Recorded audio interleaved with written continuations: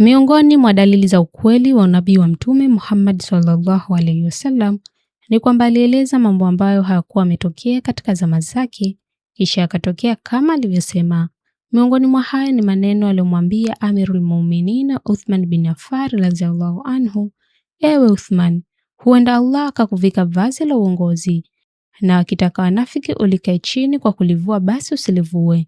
Maneno haya yalikuwa ishara ya uhalifa ambao Uthman radhiallahu anhu angebeba baada ya Mtume sallallahu alaihi wasallam, na pia alikuwa onyo juu ya fitna, mtihani na machafuko ambayo yangemkumba pamoja na wasi na wazi na kusimama imara na kuwa na subira. Miaka ikapita na bishara ikatimia.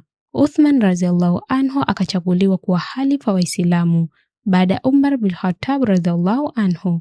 Akawa mfano wa kiongozi mwadilifu, mja mcha Mungu na mlezi mwaminifu wa umma.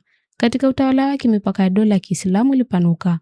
Watu wakakusanywa juu ya msahafu mmoja wa Qur'ani. Msikiti wa Mtume ukapanuliwa na alikuwa mstari wa mbele kutoa mali yake katika njia ya Allah. Aliandaa majeshi na kutumia mali yake kwa ajili ya kuinusuru Uislamu.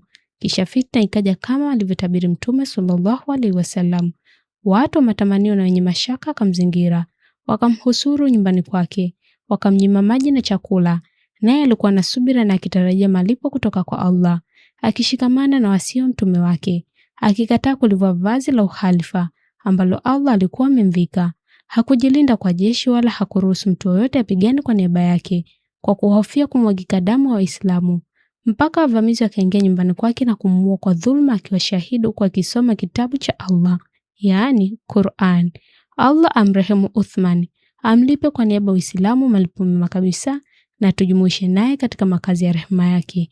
Hakika katika kisa hichi kuna funzo kubwa: kusimama imara juu ya haki, kusubiri wakati wa misukosuko, kutimia kwa mojawapo unabii wa Mtume sallallahu alaihi wasallam, na onyo juu ya fitna zinapowaka, jinsi zinavyoganya safu za Waislamu na kumwaga damu. Basi sambaza kisa hiki, huenda kikaamsha ndani ya nyoyo mapenzi kwa masahaba watukufu, kikawakumbusha watu fadhila zao na cheo chao, na kikawa sababu ya kuwatetea na kuiga misimamo wao thabiti, na kuwa mwenye kuonyesha wema ni kama mtenda wema, na atakayefufua kumbukumbu yao hufufua ndani ya nafsi yake maana uaminifu na kufuata sunna.